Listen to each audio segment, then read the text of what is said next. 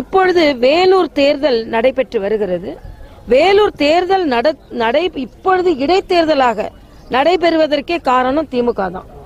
ஆனா ஸ்டாலின் அதுல என்ன சொல்றாருன்னா, பொய் பிரச்சாரம் செய்தார்கள், பொய்யான தகவலை சொல்லி தேர்தலை நிறுத்தினார்கள், எங்கள் மீது வீண் பழி போட்டார்கள் என்று தெரிந்தே ஒரு குற்றச்சாட்டை சொல்லிக் கொண்டிருக்கிறார். ஆனால் கட்டுக்கட்டாக பணம் கைப்பற்றப்பட்டது என்பது நம் அனைவருக்குமே தெரியும். அது மட்டும் இல்ல, இன்னைக்கு முறையான தகவல் கொடுக்காமல், அனுமதி பெறாமல் ஒரு திருமண மண்டபத்தில் கூட்டத்தை நடத்திவிட்டு அதற்கு அதிகாரிகள் நடவடிக்கை எடுத்த உடனேயே அதையும் அரசியலாக்க பார்க்கிறார்.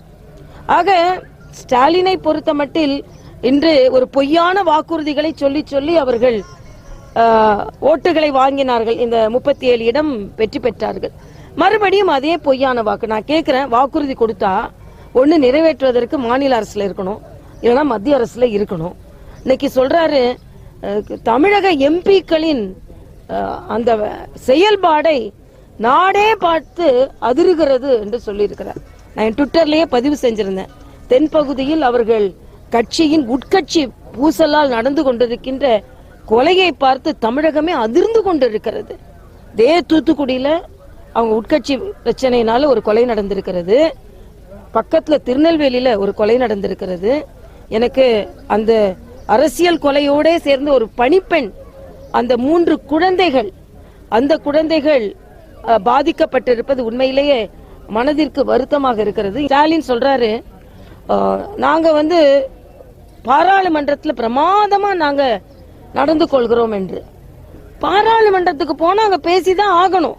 அங்க பேசுறதே மிகப்பெரிய பெர்ஃபார்மன்ஸ்னு சொன்னா, பாரதிய ஜனதா கட்சி எவ்வளவோ நல்ல திட்டங்களை இந்த நாட்டு மக்களுக்கு விரைவாக கொடுத்து கொண்டிருக்கிறது.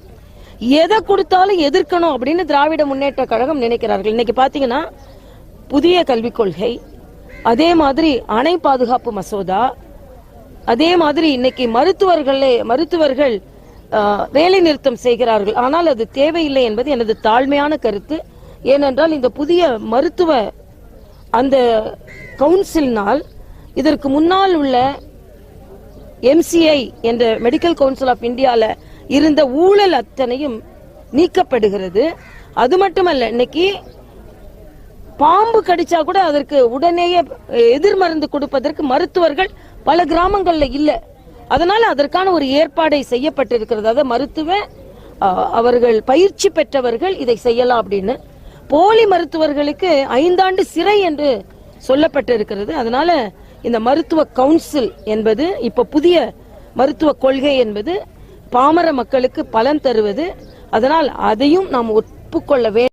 ஆனா மாநில அரசு இன்னும் இந்த குடிநீர் பிரச்சனையில் இன்னும் அதிக கவனம் செலுத்த வேண்டும் என்பதும், உள்ளாட்சி தேர்தலை நடத்துவதற்கான அத்தனை முயற்சிகளையும் விரைவாக மேற்கொள்ள வேண்டும் என்பது எனது கருத்தாக இருக்கிறது. ஏன்னா இன்னைக்கு பாமர மக்கள் கிராமங்கள்ல அவங்க சந்திக்கின்ற அந்த பிரச்சனை உள்ளாட்சி பிரதிநிதிகள் இல்லாததுனால, அதனால உள்ளாட்சி தேர்தலை நடத்துவதற்கான அத்தனை முயற்சிகளையும் மேற்கொள்ள வேண்டும் என்று மக்களுக்காக நான் எனது கோரிக்கையை வைக்கிறேன்.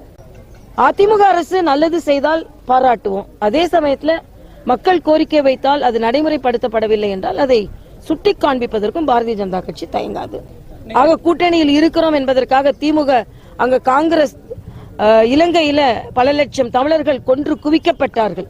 இன்னைக்கு நாங்க பாராளுமன்ற உறுப்பினர்களை வைத்துக் கொண்டு செயலாற்றுகிறோம் என்று சொல்லுகின்ற ஸ்டாலின், அன்னைக்கு கூட்டணி கட்சியாக இருந்து கொண்டே இலங்கையில் நடந்த அந்த படுகொலையை தடுக்கவில்லை. இவர்கள் நாடகம் தான் ஆடிக்கொண்டிருந்தார்கள்.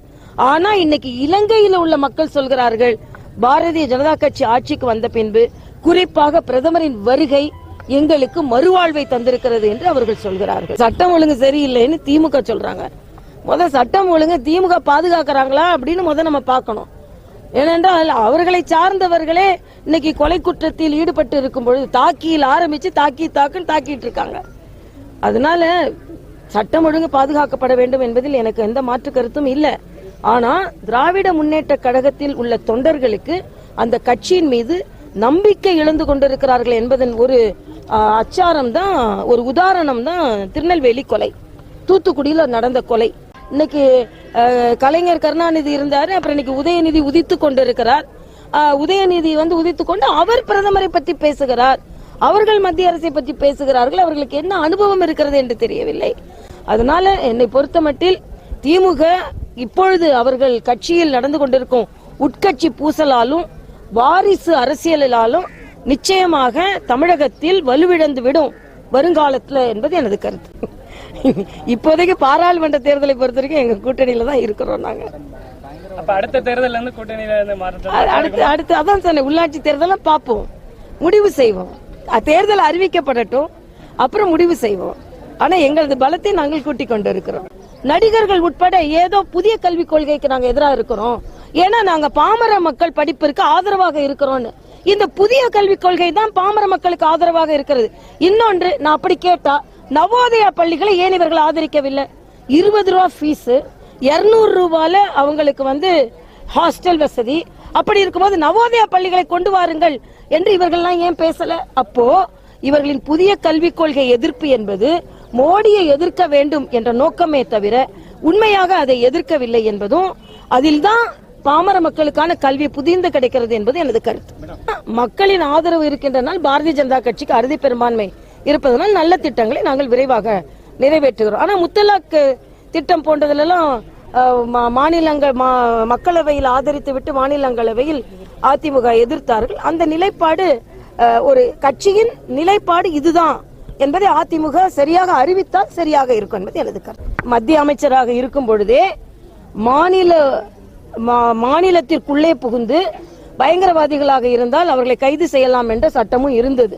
அதனால பயங்கரவாதிகளை பற்றி சட்டம் போடும்போது இவங்க ஏன் பயப்படுறாங்க நான் கேட்கிறேன். அது பயங்கரவாதிகளுக்கானது, நீங்க அதை பத்தி கவலைப்பட வேணாம்ன்றது எனது கருத்து.